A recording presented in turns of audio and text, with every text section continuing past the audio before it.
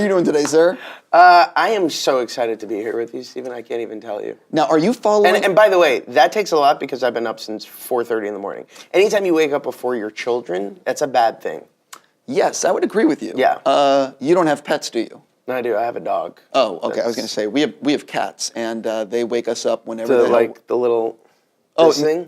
No, they'll meow or they'll just do whatever. I had a cat who used to like pull this on me, and I actually wanted to punch it when it did that. I just saw a viral video of a cat that, this is of course about the comedians. Yes.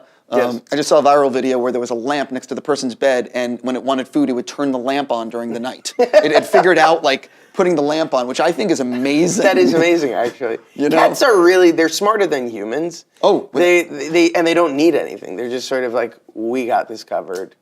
We know what we're doing. I heard that they basically domesticated themselves when they realized we can get free food and free everything by just being like cuddly sometimes. Yeah. The Egyptians knew what they were talking about. They are a superior species to us. They might be. Yeah. I'm not going to knock it. This was a great interview. Thank you so much. I'm so excited. This felt great. Okay, let's jump into the show. So yes. I saw the first 4 episodes. I watched it last night. Mm-hmm. What I found fascinating about it was the way you and Billy were really willing to portray yourselves in the true light that I know you to be. It's very scary because for those people who don't know me, there's this disconcerting quality at the beginning of the process where you're like, oh, wow, I'm projecting an image of myself that is incredibly unlikable at times, incredibly egotistical, incredibly dickish. And so you're worried about that. And Billy and I sort of had a conversation at the beginning of the process where we were like, if we're going to do this, we need to do it right. Our characters have to be these meta extensions of ourselves, and if we don't do that, then people are sort of going to call bullshit. And so for the two of us, we really kind of made that commitment, and we never looked back. And so we're willing to take hits at ourselves, we're willing to take hits at each other, and I think hopefully that's what makes the show stand apart. I will admit, and I'll say it to you on camera, I thought each episode got better. It does. Yeah, I really thought like episode 3 and 4, and I'm not going to reveal what happens, like had me laughing out loud, some very uncomfortable stuff. Oh yeah. And but I mean, it's really poking fun at the two of you. Yeah, it's poking fun at the two of us, and it's also poking fun at this idea of this generational disconnect that exists in people in any work environment. I mean, it's not just comedy. You find anywhere you work, there's an old veteran, there's a younger guy, and when you put the two of them together, more often than not, they're at odds. And Billy and I portraying those characters is an extension of pretty much anybody watching the show. Hopefully, that's what we're going for at least. One of the things I found interesting is that you got Larry Charles. You got some great names behind the scenes. Matt Nix, Burn Notice, like where'd that come from? I don't know. Matt and Ben Wexler, who is one of the writers from Arrested Development and Community. These two guys sort of got involved early on in the process with Billy, and Larry Charles was involved, I think, from like the get-go. It's all based on this Swedish show, and they all signed on, and I wasn't looking to get into TV at all. I've sort of been unlucky in love with TV, and so I was like, I've been there, done that, it's not for me. And then I saw that Billy sent me the original Swedish series, and I watched it, and within the first 5 minutes, I was like, I need to be a part of this. This is unbelievably cool. This is completely different than anything I've ever done. And it shows, hopefully it shows different colors than anything I've done. And I was really intrigued by that. And playing opposite Billy Crystal, who I grew up admiring the hell out of in Princess Bride and City Slickers and hosting Comic Relief and the Oscars. Just the idea of getting to work with that guy in this really biting satirical comedy on FX, which is one of my favorite networks right now, that excited me. Are you a little sad you will not be able to cross over with Justified since it's ending? I am very sad. I'm sad that there's no opportunity for me to do a Sons of Anarchy spinoff.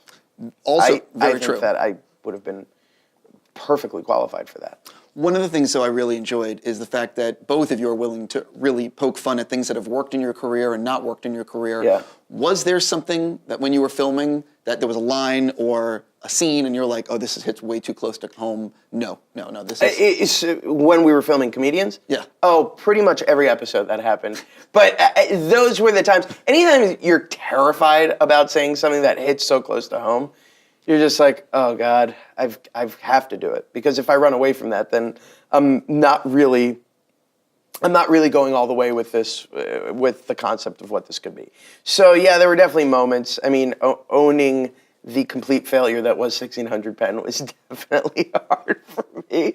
But I'm the first to say we made a terrible mistake. We did some things that I regret.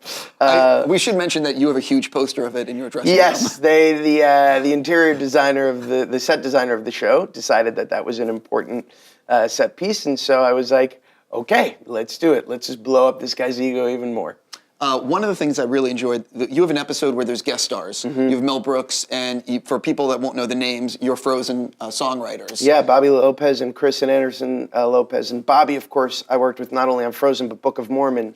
And I called them up one day, and I'm like, is there any world in which you guys would be yourselves, play yourselves on the show, writing a song for Mel Brooks and I to sing on the show that would then be sung by Billy Crystal and I, and they were immediately like, absolutely. And the song, hopefully you found it funny. It's a pretty inspired musical number.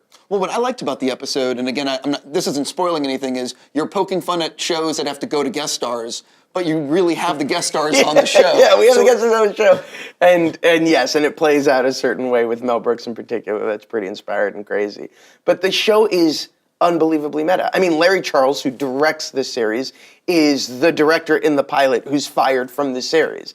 The show is about FX on FX. And we wanted to go down that proverbial rabbit hole with this, and I like to say it's a wormhole at the center of a rabbit hole. That's how deep the meta goes, and it's in the vein of Larry Sanders and Curb Your Enthusiasm, but it's different in that it's about, again, this relationship that has this generational gap at its core. You have 13 episodes? 13. Does it end in some sort of finale that you have to have a season 2, or does it wrap a nice bow on season 1? You know, I think it works both ways. I mean, I don't want to say that to the extent that FX looks at it and goes, oh, really? Well, good. Then we're going to wrap it up after season 1. But, yeah, I think it works both ways. It definitely is a cliffhanger. It definitely is a cliffhanger. But if there wasn't any cliff to hang on, it would work.